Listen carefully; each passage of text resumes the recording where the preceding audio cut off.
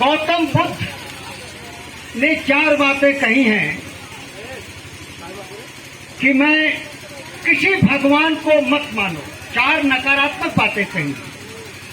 किसी भगवान को मत मानो, ईश्वर में विश्वास मत करो।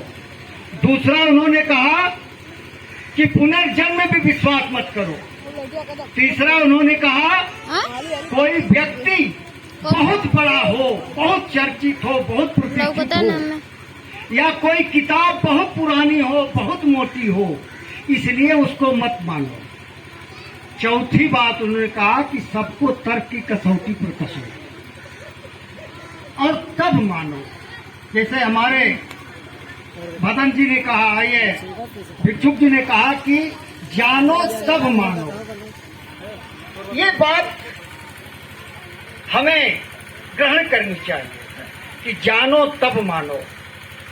जानने के लिए हमें लोगों के विचारों को जानना और इसके बाद उसको अमल में लाना, प्रयोग में करके देखना, जिसे हमें आपने भी इस बात को बताया अपने प्रवचन के दौरान। आज दुनिया गौतम बुद्ध जी का जन्म 2600 साल पुराना है। तब विज्ञान का विकास नहीं था। विज्ञान प्रकृति के संसाधन ही आदमी मानव जीवन को तमाम संसाधनों की उपलब्धियां उसी से हुई। लेकिन वो विज्ञान की विचारधारा क्या है, ये बात तब नहीं थी। तब पूरी दुनिया में वादे जाते तत्वबोधन, डायलेक्टिक्स इंग्लिश में कहा जाता है, जिसको वाद प्रतिवाद भी कहा जाता है। इसके माध्यम से, तर्क वितर्क के माध्यम से हम सच्चाई को, दुनिया को, अपने समाज को समझते थे। आज विज्ञान इतना आगे निकल चुका है, इसका इतिहास बहुत पुराना नहीं है। इस विचारधारा के आने से ये 250-300 साल मात्र पुराना है वैज्ञानिक विचारधारा। डार्विन के पहले और डार्विन के बाद का जो विकास है, डार्विन ने सबसे पहले विकास क्रम को बताया था। विकास के क्या नियम है, विकास किसको कहते हैं, इस बात को बताया था। और इस तरह से जीव जंतु का विकास कैसे होता है, ये भी बताया था। जो आपने पुनर्जन्म को समझाते हुए बताया था कि ये जो बच्चे हैं ये ही पुनर्जन्म है। विज्ञान इस बात को नहीं मानता। विज्ञान हेरिडिटी, वंशानुक्रम को मानता है। और हम जो लोग हैं वंशानुक्रम के ही उपलब्धियां हैं, उत्पत्ति हैं। वंशानुक्रम कभी दोहराता नहीं, पुनर्जन्म दोहराव है। इतिहास कभी दोहराता नहीं, अपने को आगे की तरफ जाता है, विकास की तरफ जाता है। उसी तरह से वंशानुक्रम का जो विकास होता है वो भी विकास की तरफ जाता है। हरासमेंट नहीं होता, विकास और उसका वो अवनति नहीं होती। आज समाज विकास के इस अवस्था में पहुंचा है, विज्ञान के इस अवस्था में पहुंचा है, इसको हमें समझना पड़ेगा। आज इसीलिए धर्म आज पूरी दुनिया में, चाहे कोई भी धर्म हो, हम देख रहे हैं यहाँ आपके जो सिंगापुर जो क्या कहते हैं, जहाँ रोहिंग्या लोगों को भगाया गया, अभी हम देखते हैं श्रीलंका में ये धर्म आपस में मारा काटा कर रहे हैं। यहाँ भी हम नंगा नाच देख रहे हैं, दुनिया में हर जगह देख रहे हैं। आज धर्म एक दूसरे की नफरत बो रहा है।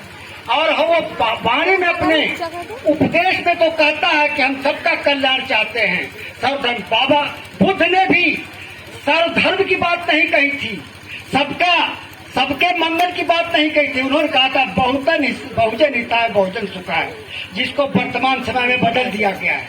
बहुजन हिताय यानी एक लोकतांत्रिक प्रणाली। आज धर्म अपने अंदर और बाहर लोकतंत्र को खत्म कर दिया है, केवल दूसरे की बात सुनना नहीं चाहता। आज धर्म इस अवस्था में पहुंच चुका है। इसीलिए धर्म आज नफरत पैदा कर रहा है। धर्म कहीं जनता को रास्ता नहीं दे पा रहा है। आज रास्ता है तो केवल विज्ञान का रास्ता है। विज्ञान की उन्नति ने आज हमको जब कभी हमको महुए के फूल खा करके जिंदा रहते थे, हमको अन्न नहीं मिलता था। आज विज्ञान के विकास ने ही सबको अन्न दिया है, लेकिन आज भी कुछ चंद लोग हैं, कुछ ताकतें हैं जो धर्म का उपदेश दे करके सारे संसाधनों को अपने हाथ में नियंत्रित कर लिया है, और वो हमको भूखों और पूरी जनता को, पूरी दुनिया की 80% जनता को भूखों मारना चाहती है। इसीलिए वो कहता है, एक हेनरी किसिंजर आया था हमारे देश में, उसने 70 साल के आसपास कहा था, ऊर्जा और अन्न जिसके हाथ में रहेगा वो पूरी दुनिया पर राज करेगा। आज वही हालत है कि 3 संस्थाएं जो विश्व व्यापार संगठन है, 2 मिनट में हो गया आपका, जो विश्व बैंक है, अंतर्राष्ट्रीय मुद्रा कोष है, इन तीनों संगठनों ने आज बड़े बड़े धर्मों को अपने नियंत्रण में करके बड़े बड़े पूंजीपतियों के हाथों की कठपुतली बन करके देश को भुखमरी की शिकार पर ले जा रहा है। ये यदि हम इसको अपने आचरण, अपने धर्म में नहीं ग्रहण करते हैं तो निश्चित रूप से 2 मिनट पूरा हो गया है। समाज को धोखा देंगे, समाज को बरगलाएंगे, समाज को कुंठाग्रस्त करेंगे, समाज को हम एक किनारे लगा देंगे। यही स्थिति है। इसीलिए साथियों, आज हमें हर धर्मों पर विचार करना चाहिए। अभी मैं एक बाबा साहब भीमराव अंबेडकर ने एक रिसर्च किया था, who was the Gautam Buddha, Gautam Buddha कौन थे।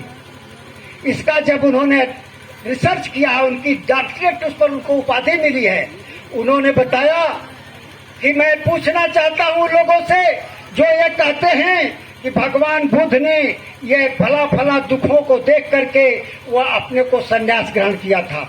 उन्होंने कहा कि 29 साल की अवस्था में क्या उन्होंने किसी मृतक को नहीं देखा, किसी बूढ़े को नहीं देखा, किसी बीमार को नहीं देखा, किसी लंगड़े को नहीं देखा था, जो एक लड़के का, एक बच्चे के बाप हो गए थे। क्या 29 साल की अवस्था में इसका अध्ययन बाबा वो गौतम बुद्ध को नहीं हो पाया था?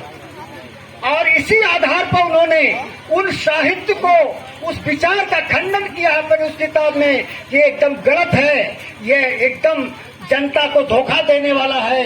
ये गौतम बुद्ध को जो उन्होंने आधार बताया कि क्यों उनका विचार ये आया कि शांति होनी चाहिए, पंचायत होनी चाहिए, लोकतांत्रिक प्रणाली चलनी चाहिए, ये विचार गौतम बुद्ध के अंदर क्यों आया?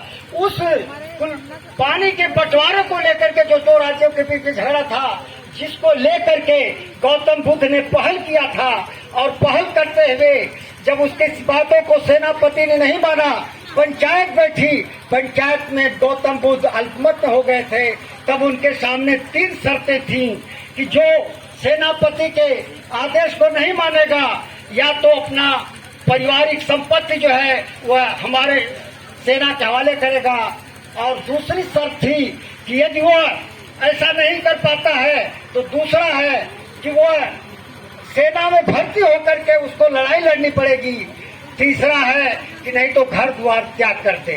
गौतम बुद्ध ने सोचा कि सेना में भर्ती होना हमारे विचारों के विपरीत है, और हमारी वजह से ये संपत्ति बाप दादा की चली जाएगी, ये भी कष्ट देने वाली होगी, इसलिए हम अपने विचारों को लेकर के लोगों के बीच में जाएंगे।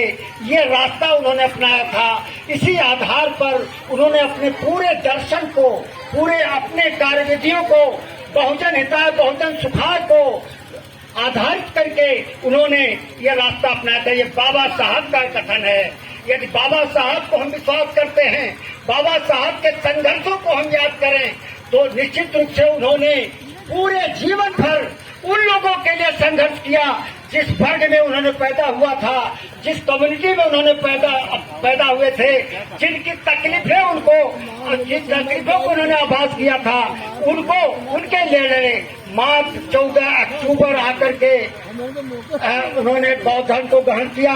1 महीना 20 दिन बौद्ध धर्म के रूप में रहे, बाकी जीवन उनका इस जनता के लिए संघर्ष करता रहा।